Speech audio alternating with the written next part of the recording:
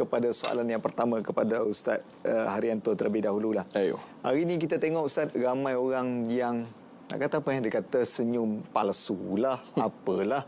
Di media sosial semuanya yang indah-indah, tapi realitinya tidak sebegitu. Nampak wah seperti pasangan dua sejoli yang bahagia. Alih-alih minggu depan masuk mahkamah syariah. Jadi macam-macam. Mungkin ada orang kata kesedihan ini jadi satu punca dia ni sedih ni ataupun banyak ujian dia ni lemah iman ya. Adakah boleh diukur kelemahan iman itu dengan kesedihan Ustaz? Ayo. Bismillahirrahmanirrahim. Alhamdulillahirabbil alamin. Allahumma salli ala Muhammad wa ala ali Muhammad kama sallaita ala ali Ibrahim innaka Hamidum Majid. Allahumma barik ala Muhammad wa ala ali Muhammad kama barakta ala ali Ibrahim innaka Hamidum Majid. Amma ba'du. Terima kasih kepada moderator kita pada malam ini, Ustaz Hariri, moderator tersohor kita. Masya Allah. Macam mana Ustaz, pasukan pilihan menang? Alhamdulillah sudah berakhir Piala Dunia dan itulah juaranya. Ya, tapi bukan pasukan pilihan. Bukan pasukan pilihan. Allah Akbar.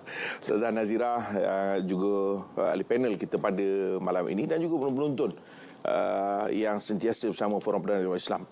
Bila kita bercerita soal tekanan ataupun kemurungan, sedih, dan kita kaitkan dengan soal iman, saya secara peribadilah Ustaz Ari, kalau kita nak katakan bahawa